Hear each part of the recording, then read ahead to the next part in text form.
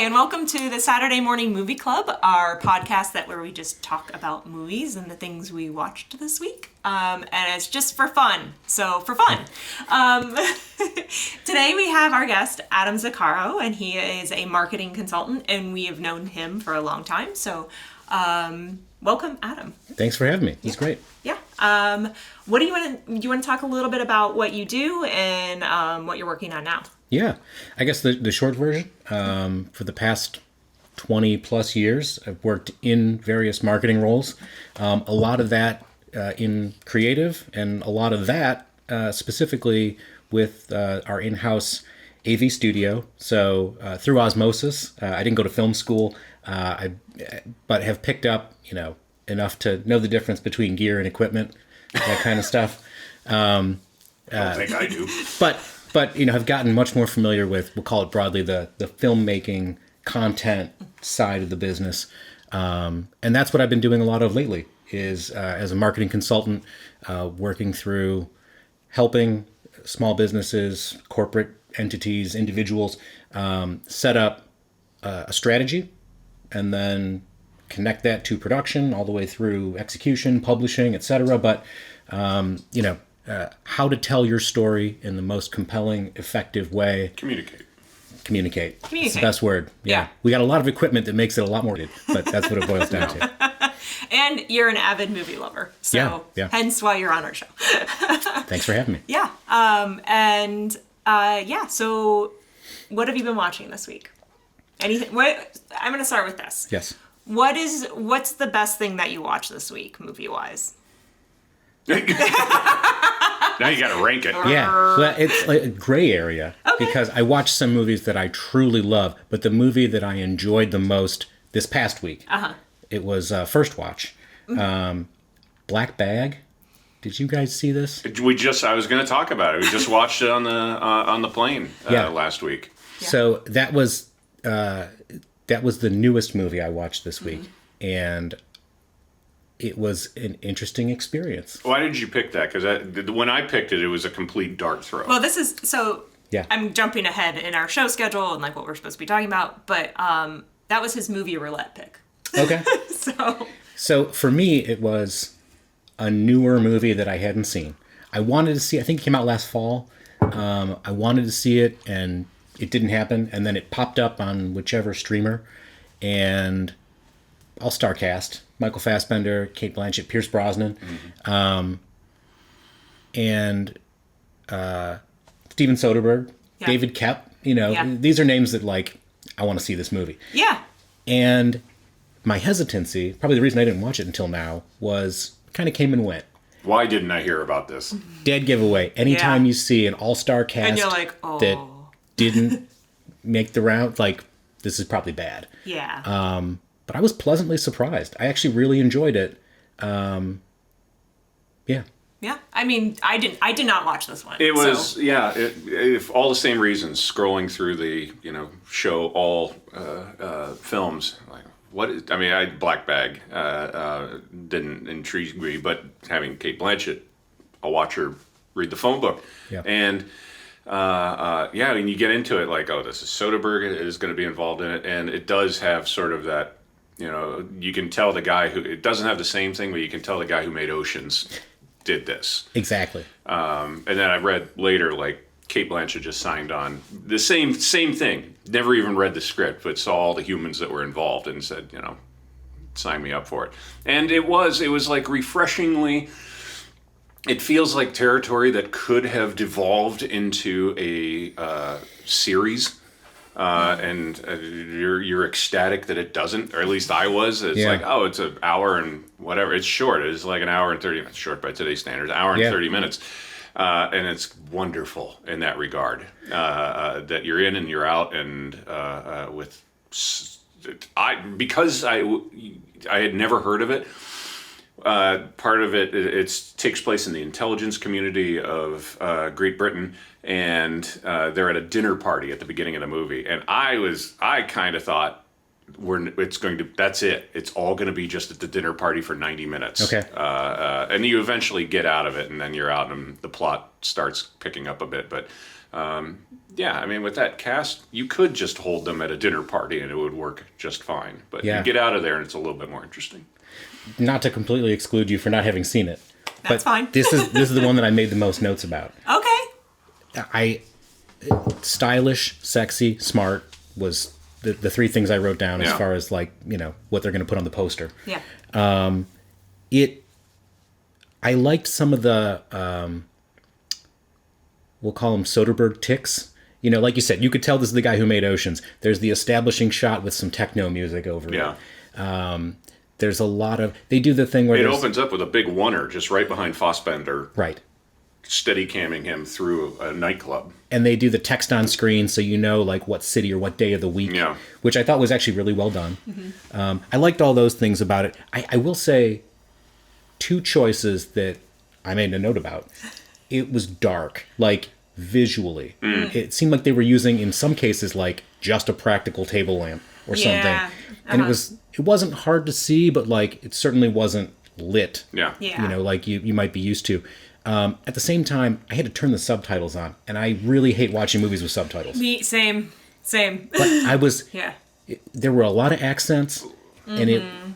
A lot of different English accents. Yeah. It was dark and it was kind of mumbly, but like it didn't detract from it. Mm-hmm. I was so invested. I wanted to make sure I was following, and I love a good spy movie. Mm-hmm. So there's so many flavors of that. This to me felt more of the like ratcheting tension, like not a whole lot of chases and gunfights. I like that though. I have not seen this movie, but it sounds like something I would really enjoy watching. Like a Tinker Tailor Soldier Spy kind of spy movie. There's a big wet blanket of whatever they're talking about, which is not revealed to you until the third act. What you're in, but just by again back to Jaws. Yeah. The sauce is always with somebody's reaction when Hooper's staring at Quint about his Indianapolis story, and that's the reactions that drive this. Like somebody says, whatever. So and so has been stolen. And you don't know if that's like a drive, a pathogen, a nuclear weapon code. Right. But everyone's reaction to it is like, oh, okay, this is. I think this is some rough stuff. Way more interesting for an audience to watch that instead of them being like, this is what this is. Yeah. You're like, no, because now you're like, wait, what is it? Yeah. Cool. But like, it must be a big deal. Two totally different approaches where you have. Like a Soderbergh will tie up those loose ends and pay this off and explain what's happening the way the Ocean's movies do. Right, yeah. And I like that resolution as a viewer. I was right about that, or I totally missed that, or, the puzzle fits together in a satisfying way. As opposed to like a J.J. Abrams MacGuffin where it's like the rabbit's foot. We still haven't explained it a decade later, But it was... You don't have to be. Shut up. Do not do that. Yeah. That's a whole other conversation on his TV shows that I can't. Beginning, middle, and I started something else. Concept's great, never finishes. Never lands the plane. Yeah. And you're like, what? But Black Bag was almost like corporate intrigue, like a lot of office hallways, a lot of, tense conversation, leverage being employed. But like there weren't, like I said, chases and shootouts and effects. And the whole this gives nothing away, but the whole setup for it is that it's about the people that work in the intelligence community in England, and the one that they depict is a real one in the movie. And the whole bit about it, how this was sort of invented as a project, was the dating styles of these people. And the screenwriter was working on something else a million years ago, and it was like, there's something here. And then when Cate Blanchett started reviewing and doing some deep dive investigating on how to depict her character, somebody in the intelligence community said the lines that are actually in the film. They're paraphrasing something like, you can't date outside the agency because nobody understands it, which bears in mind our film industry somewhat. And you can't date inside the agency because now you can't trust each other. Yeah. When you can black bag, and that's a paraphrase that they invented, that if you went if your spouse has to leave for a business trip and you go, where are you going? And they go, black bag. Yeah. And now anything ever, it starts getting encouraged as bad behavior because you can literally get away with anything. Yeah. Because you just say to each other and probably yourself, black bag. And yeah, it went from there that this person told Kate Blanchett, nobody trusts anybody. You don't trust them, they don't trust you. So there you are. How's that for a marriage? Yeah. Yeah, it sounds like a really interesting concept, and I like part of doing. Adam and I did that short film, The Resistance, about the female spies from World War II, and that was the basis. Is that I love that idea of just like it's just talking in a room, but you don't know what's going on with the other person. Yeah. So it's like that cat and mouse, like the tension building, and you're like for the viewer to be like, what is gonna happen? And like I love anytime I watch a movie and I legit don't know what's gonna come next. I'm like, even if it's a bad movie, I'm like, great, you guys did an awesome job because I have no idea what's gonna happen.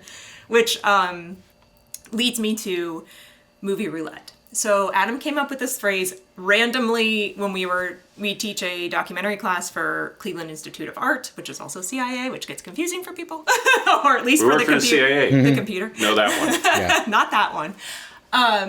But basically, one of the classes we were teaching, we were struggling with what to come up for curriculum on the movie, and Adam's like, Movie Roulette it. Like, he's like, just go on a streaming service and be like, what do you have? And like, be like, that sounds cool, I've never heard of it. Like, let's do that. Mm-hmm. So this is where the concept of Movie Roulette came up with, and that is we're going to have, for the show, we're going to have categories. Each guest will have homework to do for the week.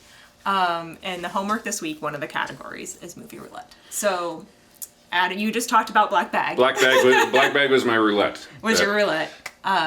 Mine was a movie called Friendship. Have you heard of this? Who's in it? Paul Rudd and Mara, you worked with her. Mara Rooney. Mara Rooney. Mara Rooney. It feels like it. I probably haven't. Yeah. Fun fact, she almost lit me on fire. Mara Rooney almost lit you on fire. Do you want to tell a story first? No, that's it. Okay. It's a good tease. We'll post a picture of that. There's a picture of it. So anyways, the description was because it was on the airplane. We were coming back from vacation, and I was like, all the movies we were looking at, I'm like, I haven't heard of hardly any of these. And I was like, I'm going to pick this one, and the description is, Craig likes Marvel movies and this, and strikes up a friendship with Paul Rudd's character. And I was like, looks super indie. You trust Paul Rudd. Yeah. That's why you're doing it. First thing in the morning, and I'm like, seems like a chill, happy movie, and it's going to make me feel good. It is not. All right. Okay. The first 20 minutes is that movie, and you're like, oh, like he's like, this character is super dopey and like doesn't have friends, and like they're older men, and the main character is married to Mara Rooney, and they're kind of having like, it's not necessarily struggling marriage, but like, could go either way.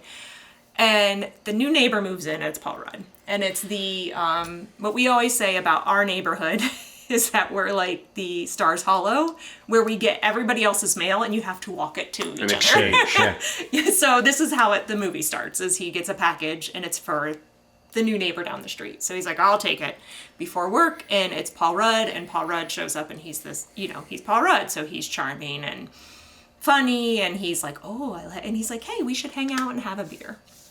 So they do. And this guy's like at work, and he's like, this shot just melts my heart. For the filmmakers who did this, it's perfect. He's at work, and like what does he do? He's kind of like he's a marketing guy. Mm-hmm.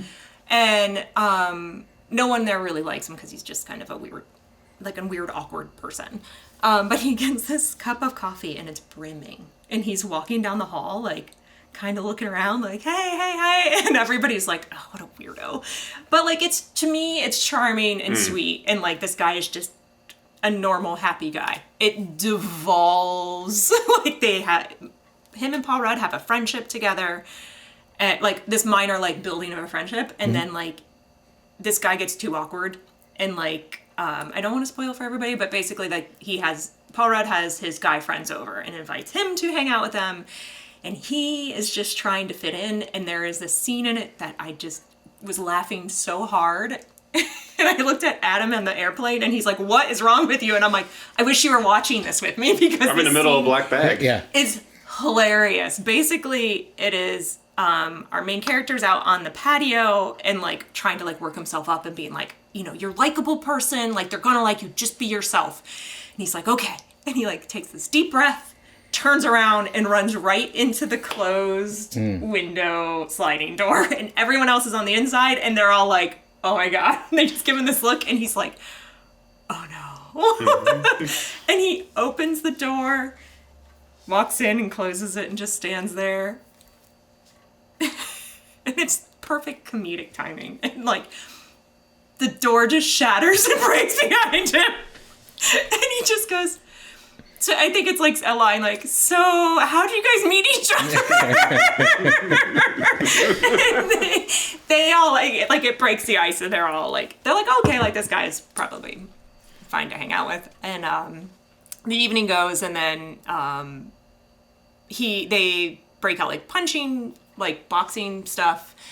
And Paul Rudd's like, hit me. So he doesn't want to, but like he's hitting the main character in the face. And like, he's like, oh, I don't like it. And then like all of a sudden something in his brain is like, I'm just going to hit him as hard as I can. And he knocks him out. And then everybody's like, that wasn't cool. And this breaks it. Yeah. And so like something in this guy, the main character just snaps because he's like, I've ruined, you know, like this is where the turn in the movie goes where you're like, oh, this is going to be really sweet. And you're like, oh no.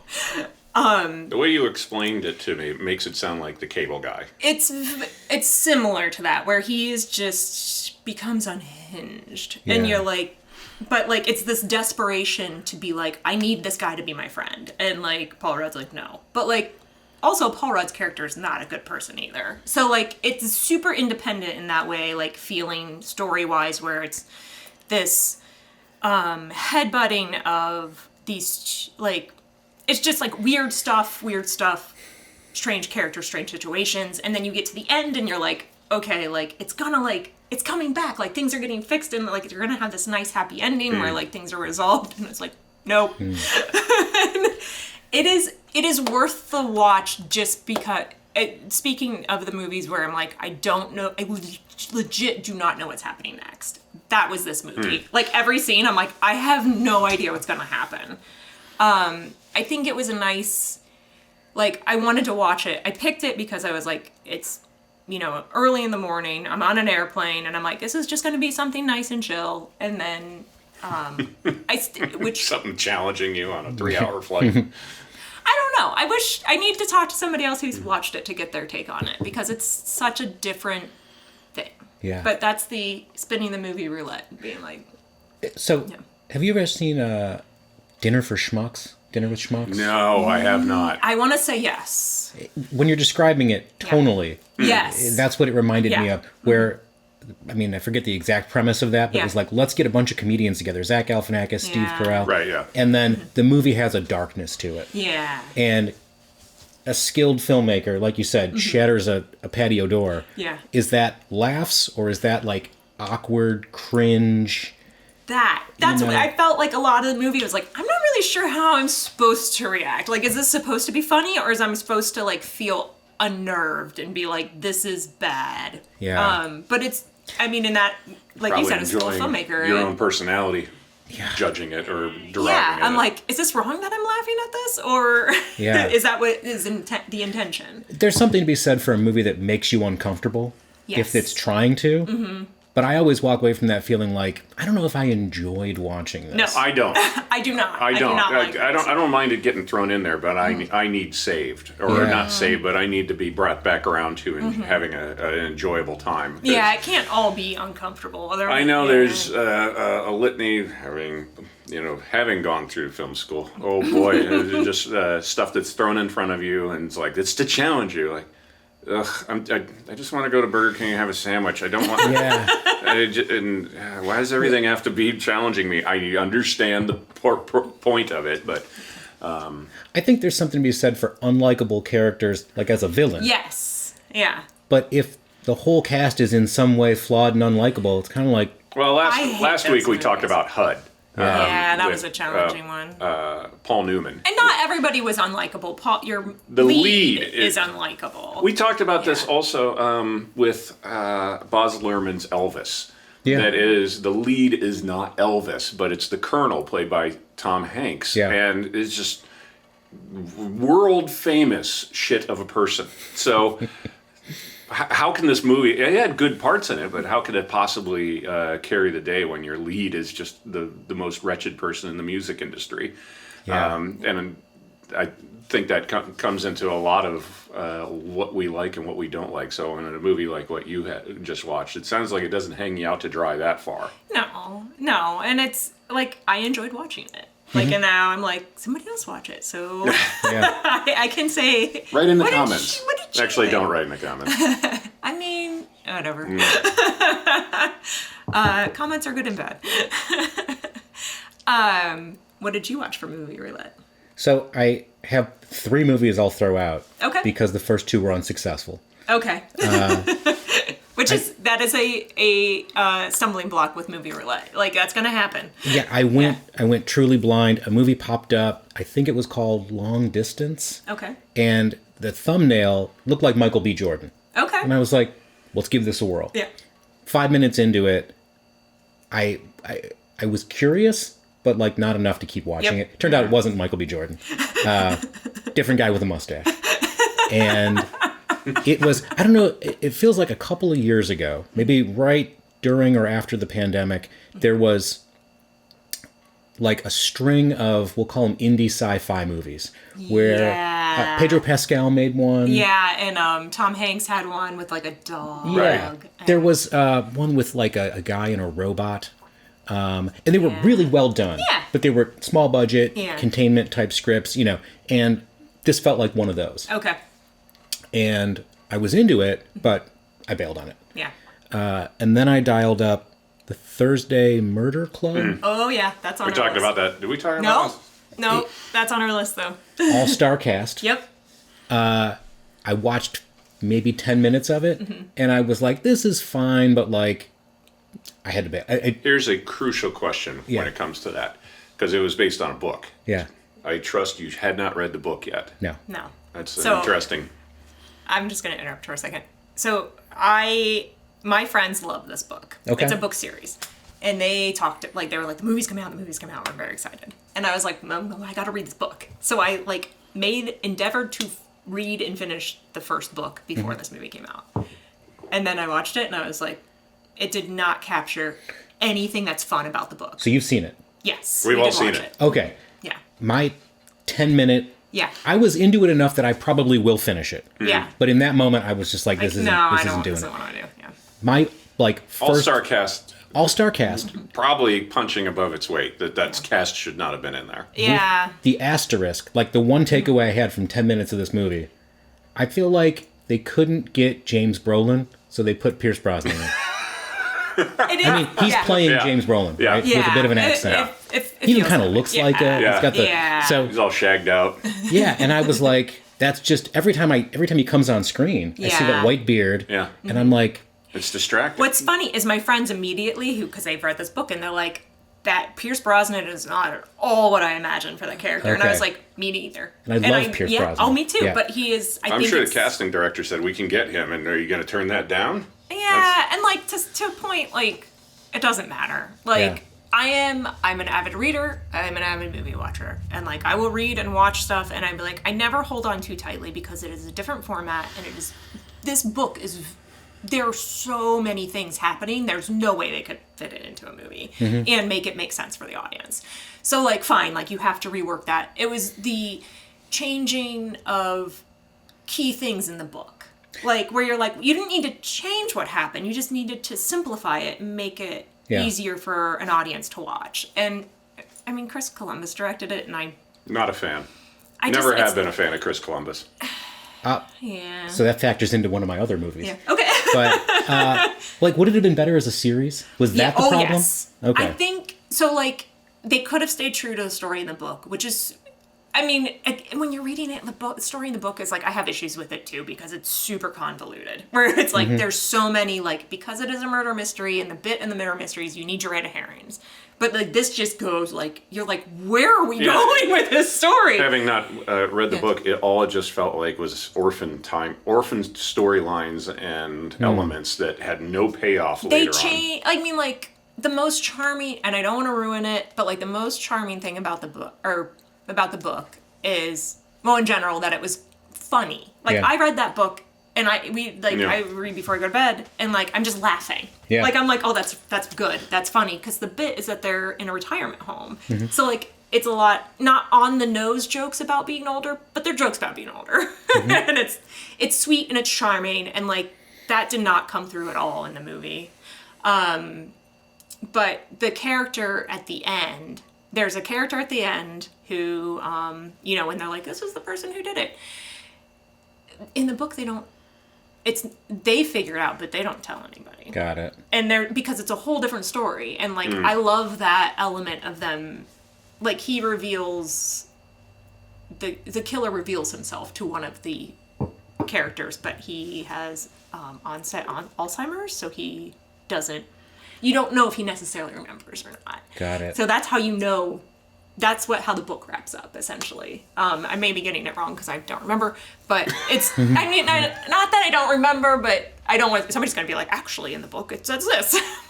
I'm paraphrasing, and this is what I'm remembering of how it ends. But I love that, like where it's like, oh, the murderer just came out to this guy who, as they're playing chess, and he's like.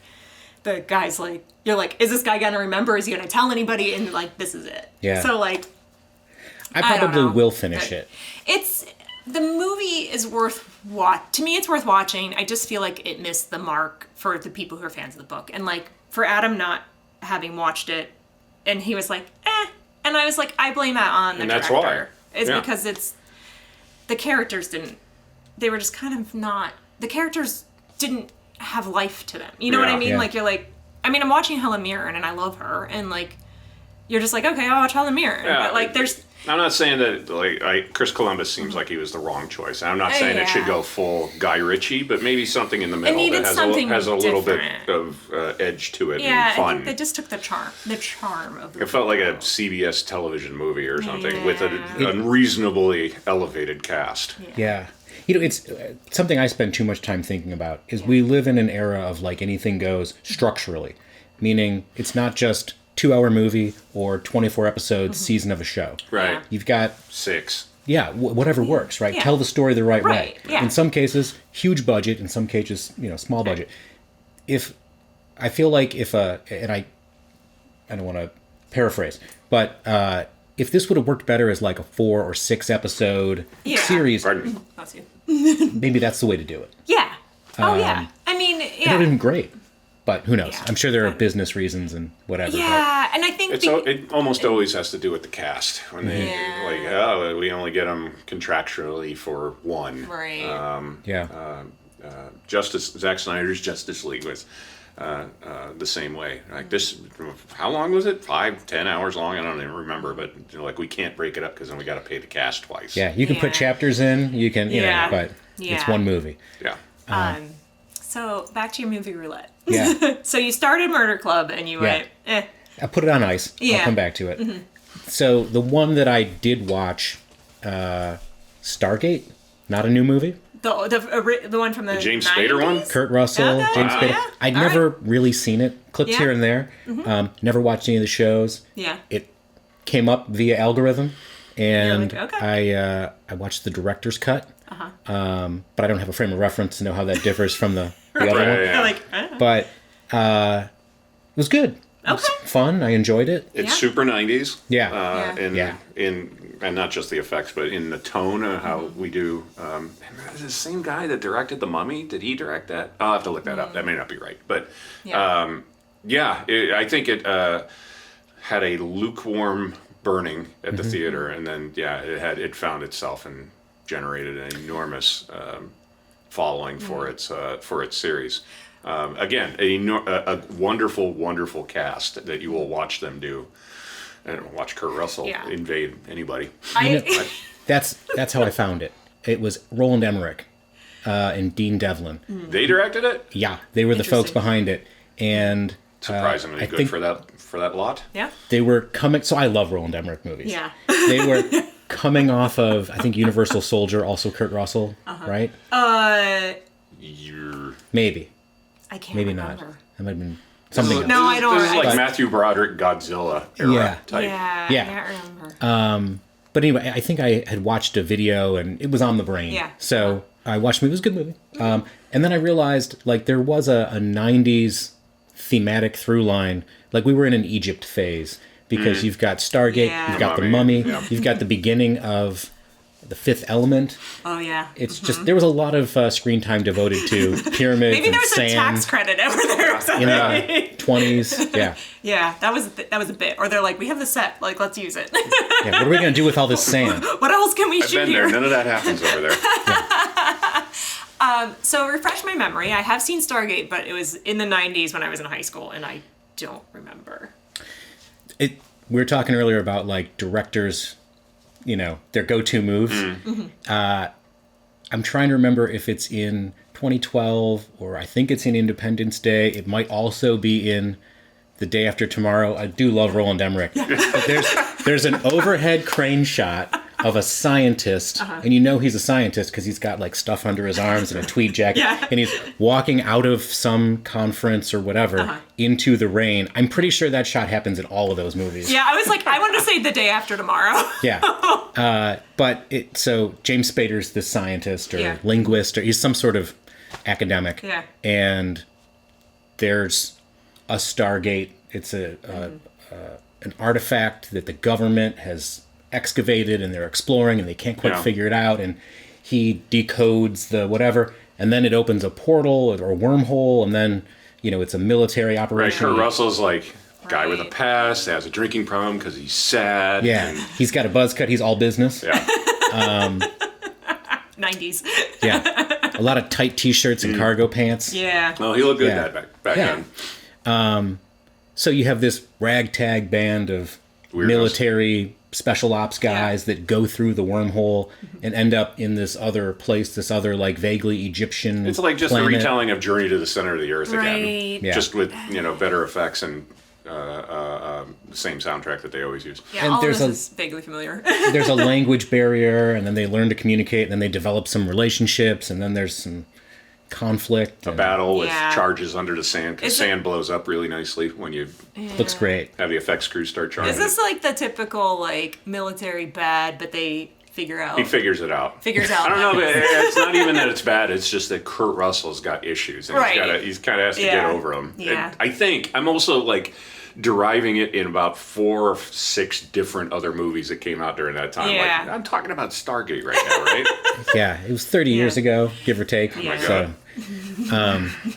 but yeah, clearly enough legs there to have spun off a couple of sequels and a couple of series, and popular enough. Yeah. There's fun side note. I saw recently there is a guy in Ohio who built a stone concrete Stargate In his backyard. Okay. in his yard, which people, I guess, sneak into to try to see because it's on private property. That's but cool. that was like the thing he did with his kids, and that was their. Let's like, make a bonding. Stargate. Okay, Pop. Oh, wait, just like as a prop. It doesn't move. It does. You Yeah. don't actually get to portal through Or it. does it? or Or- does it? Yeah. You just don't know how to read it. But this movie was checking all my boxes. Pseudoscience, like vaguely historical. We're drawing connections between the constellations and ancient Egypt, and Yeah. like, let's reinterpret this symbol to what it really means. And it's like, Yeah. how could they have What? known? How would you figure that Yeah. out? I'm in. I love it. Let's do it. You're like, I don't care how you figured it out. You did. Progress on the story. So that was a good movie roulette. Yeah. Yeah. Sometimes it works. Sometimes you're like, eh. Yeah. I don't want to derail the show flow, Nope. Do have. but I also didn't want to forget. Can we take a brief detour through Chris Columbus? Yes. Oh, yes, yes. We'll go back to Chris Columbus. Yes. So he was on my mind recently because, yeah, for 2 reasons. One, another movie that I watched this past week, Harry Potter and the Chamber of Secrets, Yeah. which I think was the second one. Yeah. He did 2. Wait, is it the first one or the second one? No, the Oh, the Philosopher's Sorcerer's Stone. Stone. Or Yeah. yeah, Philosopher's Stone's the book. Yeah. So I watched that. And then I was having a conversation with somebody else about specifically the Goonies. I love the Goonies. That came up on our last show. and the intersection of careers where you have, was the Goonies written by Chris Columbus? Was it written directed by Richard Donner, produced by Steven Spielberg, if I'm not mistaken? Yeah. And then by extrapolation, you've got the John Hughes is kind of one step removed because those guys work together on other films. Yeah. And then you've got Robert Zemeckis, and then the spider web. The Spielberg kids, as they call them. From like that moment. Yeah. The Home Alone, Goonies, Yeah. and all the Spielberg films. Just phenomenal. Yeah. Like you could draw that. Oh yeah, murder board. Yeah. Yeah. and I love them all. Yeah. But Excellent. Yeah, Chris Columbus and his movies, I'm always like, And I mean, people love it. People love him. People love his movies. And it doesn't, for whatever reason, it does not resonate with me. Like, I love Harry Potter movies. The first two, I'm like, meh. And I don't know. I also, when it comes to Harry Potter, I also kind of chalk that up a little bit to just there is an age set audience that just grows along with it. So by the time we get to the end one, it's like, oh shit, we're making a war movie now. Right. Yeah. But at the same token, I find Chris Columbus like dishwater. Like I don't know why. it has. It's very milquetoast for me for some reason. Yeah, that or Mrs. Doubtfire or any other ones that he does, they feel like just a couple of notches above a television special. But do you have a favorite Chris Columbus movie that you like? I mean, I love Mrs. Doubtfire, Yeah. Home Alone. These were like formative movies for me. Yeah. And for a lot of people. I don't know that I would put them on my Mount Rushmore of great films. No. But I have that like irrational love for them. Goonies is the same way for me. Like, people are like, Yeah. what's your favorite movie? And that's what I want to instinctually say. And I'm like, don't say that. But it is. and that's say what you like. I know. I think Dutch, was that John Hughes written, I like Chris that Columbus one. directed? Oh, okay. Maybe. I like that one. I could be wrong about that. Yeah, you should say what you like as a film. It's like our backdrop. There is not a statue to Francois Truffaut back here. There is a Millennium Falcon. Yeah. So enjoy what you like. And all the Indiana Jones. Yeah. Yeah. Sorry, thanks for indulging that brief detour through Chris Columbus land. Hey, this show does. I mean, you're like, I don't want to ruin the show. There's no show structure. Yeah. Like, we are here to talk about movies, and it is free flowing. I did a show structure so that when I get stuck, we have somewhere to go. We'll cut the bars. So the other categories, we had classic film. Mm-hmm. What did you watch for classic? And I classic. think Stargate. I mean, qualifies. when he was saying that, I was like, that qualifies for both, actually. Because I wasn't sure how deep to reach. Like, I didn't go black and white. no, I would classic or older. Yeah. I watched The Mummy. I love The Mummy. Not the Tom Cruise one. No, the Brendan Fraser. The good one. Love. You could have gone 30s. I know. Yeah, it's... But yeah, the Brendan Fraser one is like, it can't be knocked. Like, it is so charming and we just talked about it, enjoyable. An enjoyable film from beginning to end. I know it doesn't challenge you on any level to do anything, but my God, it is so great. And you're like, Brendan Fraser's awesome. It's got great characters. Like, Evie is one of my favorite characters. Like, Yeah. I think they did a really good job with her. Like, Brandon Fraser's character is awesome. And I know, like, the first time I watched it, I'm like, they're just doing Indiana Jones again. But, like, I love Indiana Jones. And the brother, I don't remember who plays the I brother, can't remember but, that like, actor's I like name. his character. I think it's Yeah. just, like you said, it's very charming, and, like, the story's very simple. And the effects, so, sidebar. When The Mummy Returns came out, I was in college, and one of my classes was doing something with Photoshop, and that's what I did was The Mummy too. I did like some like magazine spread for that, and I was like, oh my God. So, yeah, I mean, I guess I looked at it as more of it's not a new movie. I don't know that it's a classic movie. I mean, some people might argue that. Like, younger people would probably be like, oh, that's a classic movie. Like, every time I turn on the radio and it's classic rock, and then you get like a band from the 90s, Yeah, and you're like, I'm like, wait a minute. Welcome. Either something's wrong. Yeah, So like, I don't, maybe it's classic in that sense. Yeah. But what struck me, I hadn't seen it in forever. All the things you're saying, right? Yeah. Tonally, it's fun, it's action, it's very like Indiana Jones. this was like a big Hollywood movie in that they've got scores of extras. They're all in period costume. You've got these giant sets and locations. Yeah. And then you also have like very 90s graphics. And That's what made me think about the Photoshop assignment. I was like, oi. It's this weird mix of Yeah. like, this feels like an old Hollywood big filmmaking experience. And like, look at this CGI. Yeah. Yeah. That just came up. I can't remember if it was The Rock or if it was Brendan Fraser. Somebody, he was promoting something else, and they're like, for number 2, are you guys going to go back and redo The Rock? And I think the answer is like, PlayStation 2 Rock is really charming. We're going to leave it as is because it is rough. It's really, it's pretty bad. And that was like, when it comes to the graphics, like, oh, we can do really cool things with sand. And I think one of the characters actually says that, is like, I love the sand effect on screen. It's very meta. But you could do that, and it mostly holds up. But yeah, in number 2, and they're like, we'll make a full digital Rock. Like, too soon. We'll come back to you in 10 years when this might not look totally like crap. There are a couple of characters in The Mummy that really could have turned to camera like a Groucho Marx, like, look at that sand effect. Yeah, You know? yeah. And I would have been like, you know what, it was. That flows. That's fine. Yeah. It's fine. Yeah, it does. Like, all those things you're describing, it does make Anyway. you feel like a classic And movie. it's charming enough that when people got their eyeballs sucked out and different horrible things that happen, 11-year-olds can still watch it. Well, because also the CG's not super And the realistic. CG's where you're like, but it's like a Yeah. 1930s mummy type thing. It's not like The Thing. That's right, because Yeah. the mummy does go around taking all He the sucks parts of the people's- people. yeah, like, they're the yeah. guy's tongue and the guy's There are people eyes. that are sucked dry and die in plane crashes and all that, and it kind of just is fine and doesn't really because Moving on. it kind of is. It's like African Queen, the whole movie, but with stakes that don't make you feel bad. But that's a very specific flavor of like, I'll call it kid-friendly horror, scary. Adventure. Kid-friendly Yeah. scary, yeah. Jaws, has its moments. Jaws is PG. Ghostbusters. Yeah. Like that's a monster. Yeah. Right? Stuff's happened. That guy just got eaten, whatever. Yeah. But it's not like, it hasn't crossed the line into Nightmare on Elm Street. Right. That kind of thing where, Yeah. Well, yeah, because I mean, my nieces, this was several years ago, they're like, we want to watch Jurassic Park. I'm like, have you seen it? No. I'm like, okay. And like, we're watching it, and they just like 5 minutes in, they're like, when does someone get eaten? And I'm like, okay. Like, hey, dramatic build-up. Hold Cool your on. jets. yeah, it's like another 20 minutes. Yeah, this movie's great. It's gonna take And a guy got eaten in the first scene. but it's like eaten.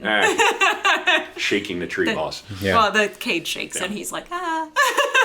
And you're like, okay, got eaten. It's funny though, because you mentioned The Mummy being like a like a throwback vibe in some respects. And as I was watching it, I was like, I would love to see this in black and white. We had this conversation about the black and white, right? Very briefly. Okay. Because I don't know who it was. Famously, it might have been Steven Soderbergh. Somebody would publish their list of, here's the movies I watched this year, and it was Raiders in black and white. And it can doesn't see that. exist Yeah. commercially. Right. But, you can get your hands on a copy. Yeah. And I watched it, and it was such a different experience. Movie you're very familiar There's a with. black and white still from Raiders right there. Yeah. And like, if you didn't know that that's 1980s Harrison Ford, Yeah. it feels so period appropriate Yeah. as to be believable. Right. And there's Jurassic Park. I'm curious. I'd like to see it in black and white. that'd be that's a hard one though, just because of the effects. Yeah. The Mummy. Somebody recently brought up The Phantom with Billy Zane, Yeah. and I'm like, I would like to see this in black and white. I haven't seen that since it Jungle came out. I need to locale, watch and it's it. kind of a Yeah. throwback. The Shadow. There was a whole era of Yeah. 90s pulp action stuff Yeah. that like very easily could have. Anyway. Yeah, So no, I agree. if you guys ever get bored and want to desaturate a few of these movies, Yeah. let me know. He's already got his own boredom plan for Empire, or no, Return of the Jedi. I would love somebody to, they can AI as a hobby anybody into anything, and they have. It's like, oh, let's put Katharine Hepburn into Close Encounters or whatever. It's like, I would like, this is really specific, and somebody out there can try this. Adam was like, I just want to see it. I want to see it because doing it sounds like a lot of work. I would love the escape from Jabba's barge sequence, AI'd to make it good. That's the prompt. That's the prompt. Make it good. That Boba Fett, one of the most feared, and which is the entire reason why there's a Boba Fett show, is to apologize for this. That Boba Fett gets knocked into the Sarlacc pit in one of the most Keystone Cops methodologies possible. Like, I want somebody to take that sequence with its footage and AI it to make like Guy Ritchie did it, or and then one very specific shot that I would love to add, because there's a still picture of Carrie Fisher in her outfit, her bikini outfit, reaching for a blaster that was shot and apparently didn't make the movie. But I would love a sequence where, because it's Return of the Jedi, we're giving this away anyway in the movie, when she's reaching for it, the blaster twitches a little. Okay. And that changes the entire movie for from beginning to end, of her tipping that hand to the audience. That's which cool. would have done nothing except elevate a movie that has a teddy bear battle at the end. But you might apologize for the teddy bear battle a little bit more if you had that shot of Leia using the Force. Yeah. Yeah. I argue also that if you did that, it makes Leia an even more interesting character, because she would Absolutely. understand that she knew she maybe had the Force, but doesn't do anything with it, because she's like, I'm too busy leading a rebellion, and that's more important than me being a Jedi. I'm sold. Yeah, right? So get on it, internet. Somebody make it for us. Yeah. What classic movie did you guys watch? Casablanca, which we'll hold the DVD up again like we did last time. Sometimes we actually have the physical media.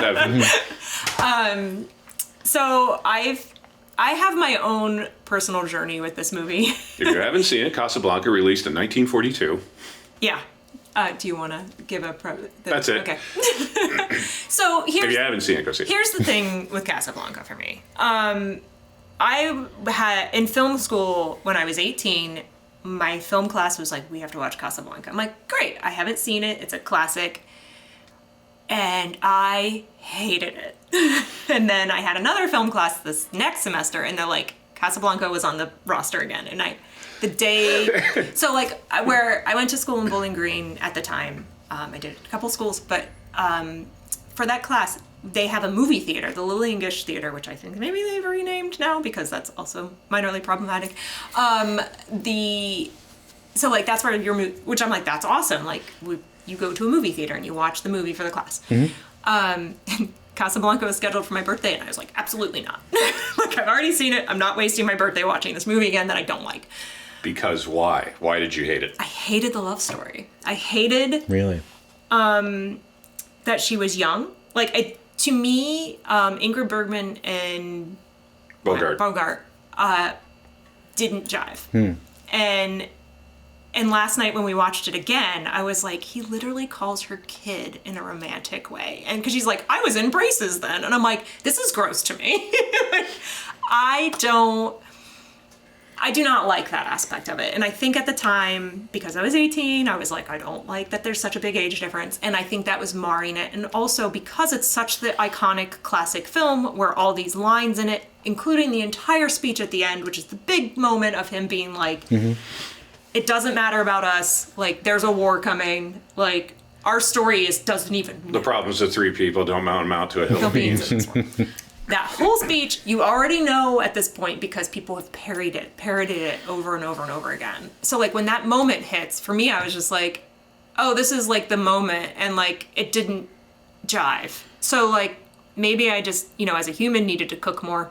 But this is the lesson I always say is, like, if you don't like something, you can always come back to it. Put a pin in it. Yeah. And, like, so maybe 6 years ago, it was on, and Adam's like, oh, Casablanca. I'm like, no.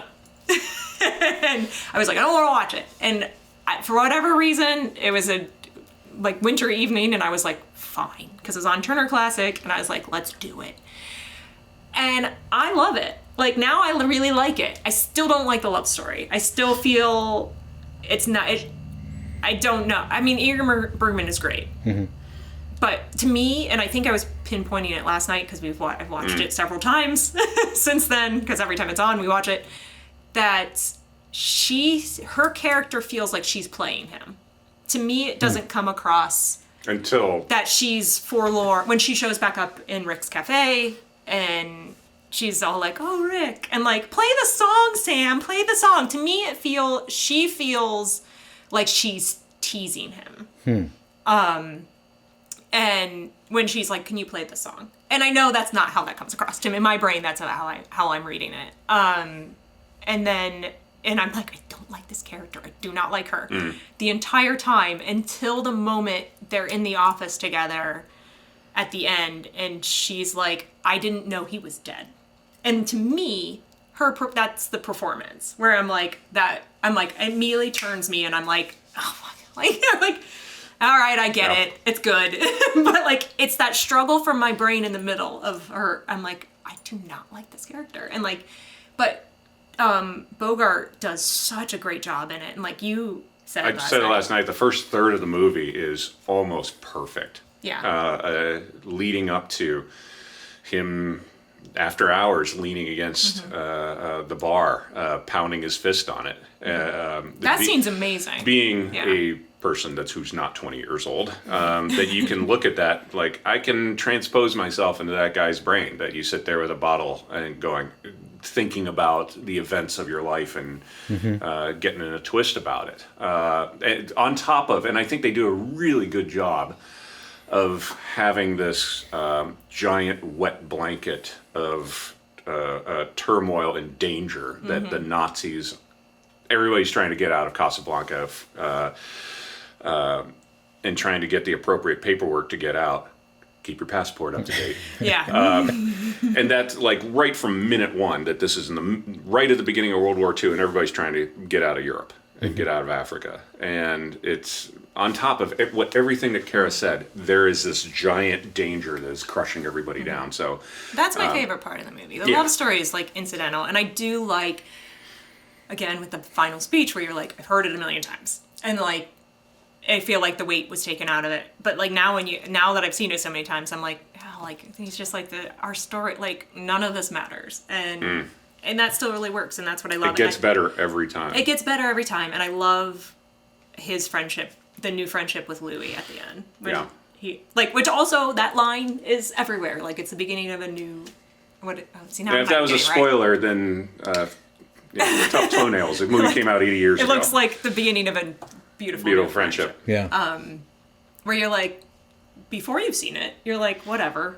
And then once you've seen it, you're like, oh, they're talking about like, they're going to go off and like fight Nazis. Cause some problems. Yeah, which is, I don't know. What do you think of Casablanca?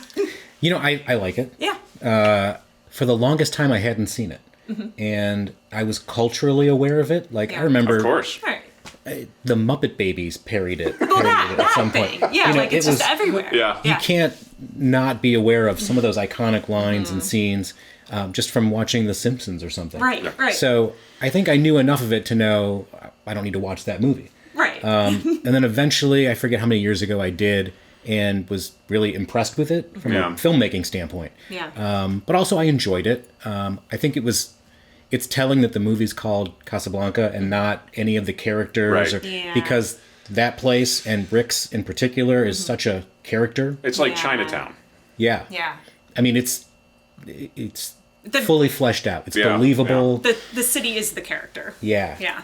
And I like it. Yeah. I have a lot of the same thoughts. Like, I'd love to see the movie where the two of them, like, what's the next, what do those guys do after this? Right, yeah. Like, what's the sequel to Casablanca? I tend to shy away from romances that don't resolve the way neat and tidy with a bow. I get that. Like, spoiler alert, they don't end up together. It's gutsy. Yeah. And that's my taste, is like, I kind of like it when it works out. I think you're coming at it. You're also coming at it slightly from the time period. She had an affair, and for whether she knew it or not, she thought her husband was dead, but she had an affair. And for the time period of having the Hays Code existing, they'll let that fly. That she doesn't end up with Rick. That's saving grace for the Hays Code. Like, I'll let this through, that the characters that she had an affair, so she must be punished. It is literally black and white when it comes to that. So, and she was, that Rick doesn't go with her at the end of the movie. And the Hays Code's like, fine, social justice has been done, which is And they beyond allowed it disgusting. because she was like, I thought he was dead. Like, that she didn't know she was having an So affair. there go. Everything's fine. You can release the film. Oh, can we? Censorship is bad. It's such an impressive movie, though. Like, just the costumes and everything feels so real and authentic. And I mean, again, it was 80 years ago. Yeah. But then there's some scenes, and I'm thinking of, like, maybe it's in Rick's apartment. I can't recall exactly. It's been a minute. But, like, that's a flat and a curtain, and I mean, it's barely a set. Yeah. Oh, yeah. That's all we need. In such contrast to, like, you know, some of the other stuff that is so They spent all their done. money on the cafe set, which I have another black and white still of just the set with the slate. So Yeah, with the the other lighting, side of our lighting office. test, which I was watching. Like, I know that gobo right there. Yeah. Like when they're doing a dolly shot when we first see Rick's, Yeah. like I can see all the lighting that's in that Right. picture now. Yeah, it was fun though to watch it outside last night. Because we do our outdoor movie screening series that we've been doing, and this summer's Nazis Are Bad. That's why this was chosen. But we have our patio furniture and like the umbrella, and like It felt you're like it back was far there. enough that that's like in the frame. So I'm like, oh, this is kind of That's fun. cool. Yeah. You're like a table in the bar. Yeah, I feel like I'm in the bar. It was I'm going pretty to fun. stand up and start singing for Free France. I did nod off a little. I think I nodded off on that part. Oh, it's one of the best parts. I know. Yeah, because that's them giving the finger to the Nazis. Because Yeah. the Nazis are like, play our song. And then the French just stand up and The they're hell like, you are. no, I'm going to sing over you. And everyone sings over them. And the Germans have to leave the bar, which is, right? They leave? Yeah. No, That's a great they scene. tell the prefect, you got to close the place. 'Cause Oh, yeah, they shut him down. We got Yeah. butthurt that everyone sang for France louder. Yeah. So we got to close Rick's. Yeah, he got closed. And then, like, as freelancers, this is why I also like Rick's character, because the guy's doing the books, and he's like, you got, like, a couple weeks and he's like, That everyone, you can be closed. and he's like, everyone still gets paid. Yeah. Like, he's Everybody's on the payroll. like, yeah, So. he's like, everyone's still hired, which I was like, that's awesome. Which we find out at the end of the movie that he's just leaving. Like, it doesn't matter anyway. He sold it. He did sell it? Yeah, he sold it to the fat man. Oh, that's right. That's why he's like, Sam needs to stay on at this rate. Oh, and that's right, These that's people will right. stay on. And Yeah, he's like, of course. Rick's is not Rick's without Sam. right. All right, so any more about Casablanca? No. Like, I feel like we've been talking about it too long. In the No, it's interest good. for our listeners, we have one more for the assignments. Mm-hmm. Was a newer film. My newer film was Black Bag. Oh, yeah. But I also did watch, I should say rewatch, No Time to Die, which is only a couple years old, James Bond. Yeah. Yeah. I can never remember which Was that the one's last which. one? It was the last Daniel Craig one. Right. Yeah, that was good. That was a really good one. Yeah, I have, some conflicting thoughts about it. It was, Yeah? Yeah. I think the build-up, I mean, it was so delayed, and I had really high hopes, Yeah. and it wasn't that it was bad. Yeah. It just wasn't necessarily where I would have taken it. And, it was an enjoyable ride Yeah. to a place I didn't expect to go. That's good. But yeah, so I rewatched that one. I like that one a lot, and I think because of maybe the reasons you don't like it. And it's been a while It since I've doesn't seen make a it. big deal about itself. Yeah, I don't know. Like, I liked that it was like, and I'm not remembering the movie very well because I haven't seen it in a long time. But I have a memory that I liked how like it went out. Like it was just this like okay, and like It's very soft. done. Yeah. I need to rewatch it though. I do remember really liking it, but for I think maybe the reasons that James Bond isn't James Bond. I'll tell you, the reason it's been on my mind lately is I've been watching more than movies. I mean, we've talked through a half a dozen movies, Yeah. but more than the movies lately. I've been watching like these extended YouTube video essays. Oh, okay, yeah. I mean, it's a really blurry line between mini documentary and video Right. essay. Sure. But like one of them in particular, this Patrick H. Willems. I don't know if you guys are familiar. He does a lot of like it's film criticism and analysis and kind of thing, but it's great. It's funny and really thoughtful.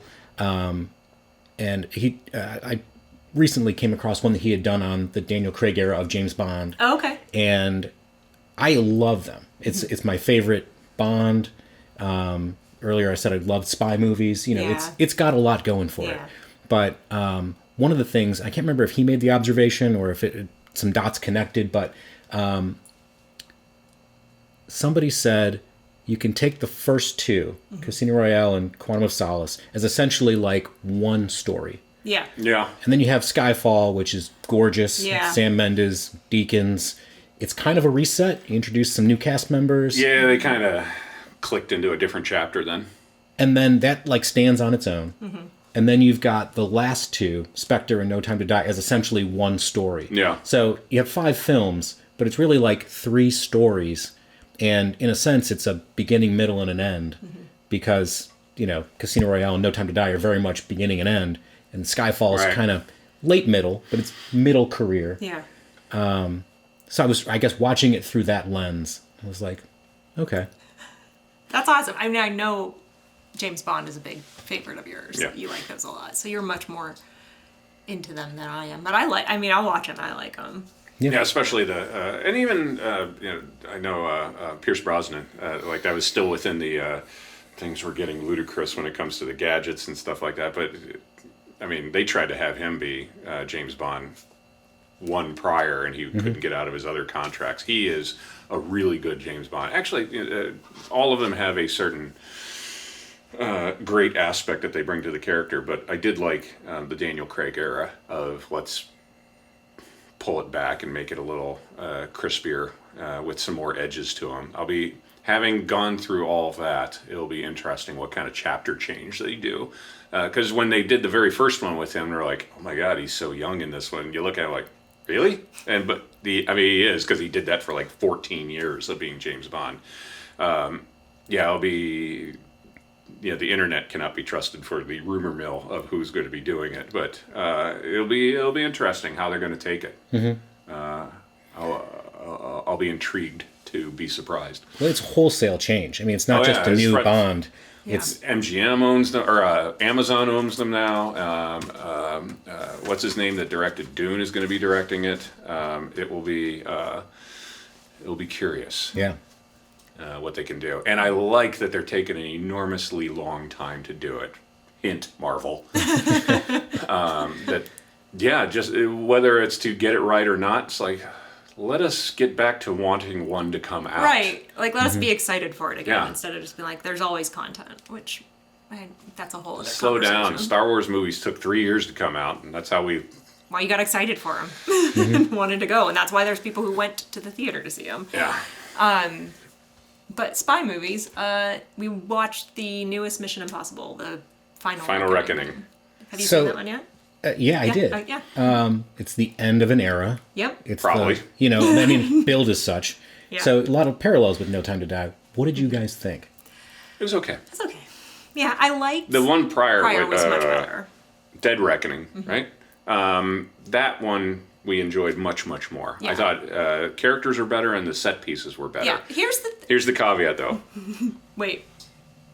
We watched it on our phones. Well, we watched it on the Got it. airplane. So we need As to... Tom Cruise intended. Oh, Yes, yeah. I know. Well, 'cause Shot at IMAX. Let's watch it on a phone. here's the thing, is we were about to get on our second flight to go to vacation, and Adam's like, they have Final Reckoning. And I was like, no, it's on the airplane. And he's like, you're not going to let me buy it. And I'm like, well, hold on. I was like, we need to watch it on a real screen. And I was like, fine, we'll just watch it on the plane. I'm like, but if you're watching it, I'm watching it. And I was like, this is not the way I wanted to watch it. So I did, because there's like the scene with the submarine. The underwater Yeah. scene It was very dark, and Yeah. for me to watch it, and I was like, I want to see it because it's insane. So we do need to rewatch it on an actual giant television.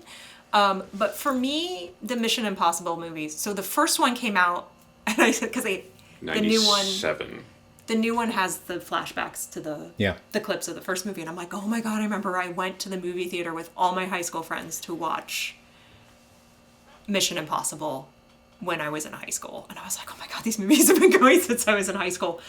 But the things that I love about Mission Impossible is it's not the plot. I want to see the crazy stuff they're going to do. So for me, the last one, the crazy stuff was okay. thought the crazy stuff was the train sequence and the one before was incredible to me. So I was like, it's kind of lacking, but to be fair, it was on my phone, so I didn't get to. Yeah, we'll revisit it. And I immediately was like, how'd they build the submarine set? Because they just kept flipping him, and I was like, whoa. They made a big giant gimbal set. I was like, I want to see that. Underwater gimbal Underwater, yeah. I have thoughts about Mission Impossible as a franchise, and the last film in particular. But bringing it back to, we were talking about Harry Potter earlier, and to a degree, even James Bond, where you're telling an extended story over several films, switching directors, switching vibe. Chris Columbus did the first 2 Harry Potters, and then you had Alfonso Cuarón. Yeah. And then, I don't remember if there was one other before David Yates took over and kind of finished the series out. Yeah. And you got like a little more consistency, but it wasn't that like switch. Yeah. Mission Impossible, famously, De Palma, followed by John Woo. Yeah. Followed by JJ. Yeah, and then Brad Bird, and then I think Chris McQuarrie took over for the balance. Yeah. And same sort of structure where it's like tonally very different. They're very different. Almost different genres. And then, we have this extended story. The thing that threw me on the last one is odd pacing. Like, I like a long movie, but the first hour felt like it took forever, and then the second half was edge of your seat. Yeah.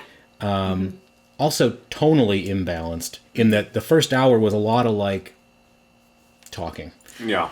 And then the last 2 major set pieces from a stunt standpoint, the submarine and the aerial stuff. Yeah. Which I was super curious because you guys airplane know people. a thing or two about planes. That's what I really wanted to ask about. But like very different. I think I don't mind when a franchise jumps through a couple of narrative hoops to try and, like James Bond. Right. This thing you knew from 3 movies ago wasn't intended to be a part of this, but we'll retro. Now we're doing it. Yeah. So Mission Impossible did a bit of that. Right, yeah. But like, at some point, Ving Rhames' character has cancer. And it's like, where did that come from? It was out, we know the actor has had health issues. Right. So we've had this conversation. We could see that coming up Broadway. That I was like, they're going to kill Ving Rhames immediately in the next one. But like, they don't talk about it. They don't explain it. They're just... Yeah. And like, if you've read anything about how they make these Mission Impossible films and the the way they shoot the script after the fact and everything, sometimes you can see the seams.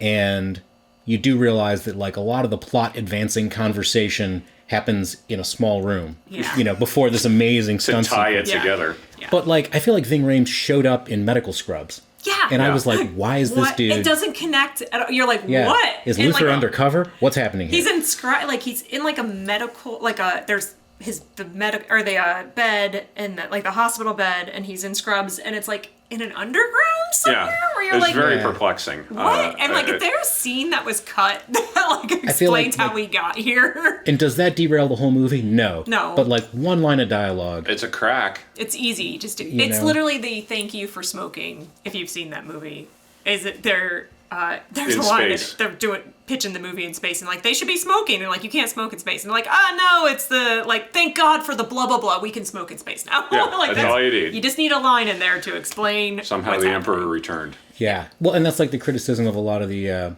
Zack Snyder Superman is one character just needs to say, we've evacuated the city, and suddenly that whole fight, you're not worried about are there people in those buildings. A Holocaust suddenly. Right. Yeah. Right. Speaking easily of, fixed. As far as the stunts go, everything in the last one, in Dead Reckoning, felt like these micro heroic moments, whereas, and we just saw it in on something. It was a couple of them ago. I felt Dead Reckoning did not have, or Final Reckoning, did not have that moment where he runs down the side of the building in Dubai, with the music playing. Like, it doesn't have. Like, he's on the airplane in the biplane sequence, and it's like little heroic moment, little heroic moment, little heroic. I know it's on this like overarching, absurd thing that he's doing, but it doesn't have like, what am I going to do? What am I going to leap out the window and run down the building with the music playing? And it has it really lands when he does that, and then flips around. And, I think the thing that I love the most about those movies is that they're like, it's like you're watching this like elite squad of these people doing something, and every mission they fuck something up. Yeah. And then they're like, oh, and punt. And I was like, hard punt. But it always works, and I think that's why I enjoy them so much, because they're like, uh-oh. Yeah. Or speaking of having, and it doesn't need a tumbling set necessarily to, like 3 or 4 of them ago, they had Henry Cavill, and there's the bathroom scene where they have that fist fight with the guy, which is, there's no music, I think, and everybody talks about, when Henry Cavill reloads his arms for the fight, and he just goes and does that, and they're like at the monitor going, we're keeping that. That isn't there. Like this, I don't know if there's like not a Henry Cavill, like there isn't a supporting cast. To get you there in just a bathroom. And again, it was like another thing that they're trying to do, the mask thing, and then they screw it up and have to punt. And it's like, all right, instead we'll murder the guy. Well, and I think that's part of it, is like, who's the villain in Final Reckoning? You have Gabriel, you've got the AI, you've got all of the governments of the world. And then you've got just the legacy of like the life that Ethan Hunt has led all coming due. It becomes diffuse. Who'll be fighting against the plot was a mess. Like, and I say that about the one before as well. Like, and I mean, not that that plot in that one was a mess, but like the AI concept is so, that monster that they're fighting is to me confusing, and like they have so many scenes explaining it, and you're like, okay, we get it. Like, but I don't get it. Can we just move on? I don't want them to talk about like what, like the entity is doing this, and it's this. I just want to see him on the side of a nuclear weapon trying to defuse it. Like, okay, cool. Or like you even brought up, like in that movie, they put him in the pod thing, so like he goes into it puts the entity. No payoff to that. And Adam's like, why do you have to do that? I'm like, I don't know.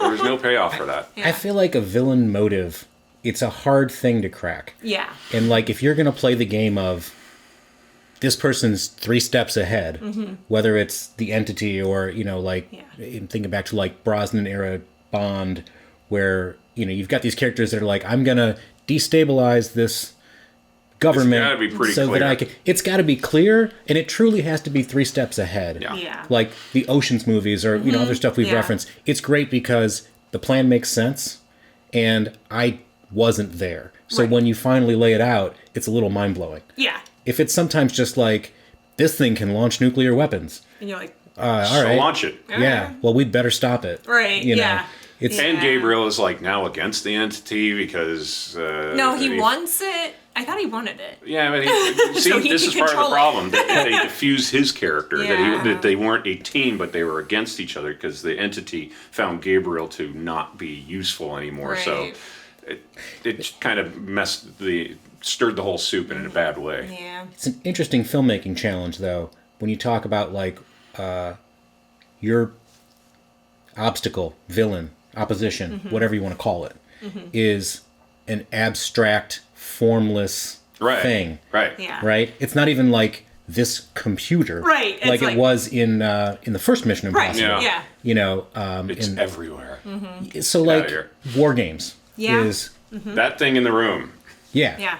And like they did a good job of making it feel. I saw on the internet the Whopper is it's sitting in a room somewhere, so somebody can buy it. Yeah. That big giant cardboard computer. Which, for all of this nitpicking, is not to say I did enjoy the movie. I love Tom Cruise. I love Mission Impossible. I thought it was fun. The airplane stuff was fun. Yeah. I haven't flown a biplane with my foot. I know. You mean that was our first note when we were done. He's like, flying with your foot. But you have a different appreciation. Like, and so does the man. I mean, Tom Cruise knows a thing or two about aviation. Yeah. So he's probably not going to make it absurdly. But you watch it and you're like, so here's the thing, is that the plane he's on is a biplane. Like, so think about all the crazy black and white stills you've seen go by of people in the 20s doing insane tricks, like stunts on a biplane. I mean, granted, this one's everything he did. Faster, everything in the air he did was done in the 20s. Releasing one burning parachute and going to another one. All of that was done by here at the Cleveland Air Races. Hanging from the struts, going from plane to plane. All of that was done by wing walkers back in the day. Yeah. So Which is crazy. Which is crazy. So you're like, Yeah. you can watch Without it a and be safety like, wire. when you know that, you're like, this is believable. Like, okay, wait, this can happen. But like, it's also just wild to watch when you're like, okay. I actually had the thought in the theater. You guys are filmmakers and pilots. Yeah. Plain familiar. I'm like, as I'm watching this, I'm like, I gotta know what Adam and Kara think about this movie. Like, this is the intersection. You know, it was a fun sequence, but I was also like, we've seen it. We've seen black and white stuff of this for decades. So I was 10% bored. And maybe it's watching because they led with that in the marketing so much. They did I was heavily. Like, there's going to be... Here it was like comes. in the last one, I had seen that jump from every angle, behind the scenes. Oh, yeah. And like when it happened, it was like, oh, there's that clip. Yeah. And not, wow, that's cool. Cool, right. Contrast that with the sub, which I hadn't seen anything from. Yeah. I was genuinely, like, edge of my seat. Oh, yeah. It When was he tries very to go cool. through the torpedo tube, I'm like, There is no universe that guy wasn't getting in a torpedo tube. I've been on a submarine and I've seen a torpedo tube. And I'm like, you're not fitting through that. So this is more of it's removed from the narrative of the film. Yeah. But like, there's such a fan culture and James Bond style. What suits, what brands, what partnerships with watches. Right. Everything. Aston Martin, you name it. I don't think that exists for Mission Impossible because, like, I've tried to find out, is anyone blogging or YouTubing about what leather jacket Tom Cruise was wearing? Yeah. And, like, it doesn't exist. I think it doesn't have as much of a legacy when it comes to like going into the 60s and talking about Aston Martin and things like that. Yeah. And also I think it helps I think it helps not being attached to anything because we're James Bond's like very much for king and country. Right. And they are helping the world not die and are hunted by everybody, so them being kind of because they're already criminals that have so like that's the premises that they're never Sure. like a BMW crowd. Like Right. they don't have one thing. True. It's like I'm going in that yellow cab right here and having a race on a roller coaster. So I think that helps it not being brand specific. But having said that, there might be some like that is market diet. Yeah. get these types of lift shoes that Tom Cruise wears. I'd be interested. Yeah, I'm in. Anyway. But yeah, I mean, like that being said, I did enjoy watching it. And We'll have to hit it again. Fun parts. I love Simon Pegg. I'll watch him in anything, and I've watched him in anything. Where you talk about you turn a movie. I've never turned those movies off, but I have definitely turned movies on, and like that I do movie roulette with, where it's like a Netflix movie, where it's like, oh, there's this. Oh, this was a trap. It's usually a horror film because I love horror movies, but like. The newer ones, I'm just like, oh, that's a great concept. And you start it, and like 20 minutes in, I'm like, they've done nothing but talk, and I am bored. And I'm like, I'm not continuing. Don't with say this. show. Yeah, that. I was like, so, I mean, but before that, I would force myself to finish. Yeah, same. films. I'm like, just watch it. It really is a triumph of the packaging. It's judging a book by its cover. Yep. And, whether it's an album or a book or whatever, that this looks great, sight unseen. And then you put it on, and it's like, well, this doesn't really, this isn't what I expected. And at this point, it's all boiled down to a thumbnail. And the Netflix thumbnail looked good. Yep. I'm sold, and like, this is not what I expected. This isn't even as much information as you would convey in a movie poster. Yeah, and a lot of the times they just put a scene, like instead of a trailer, they put a scene up. And you're like, this doesn't this is help. strange. Like, very weird for helping people figure out if they want to watch a movie or not. Like... Which also is a whole other conversation about just marketing in movies.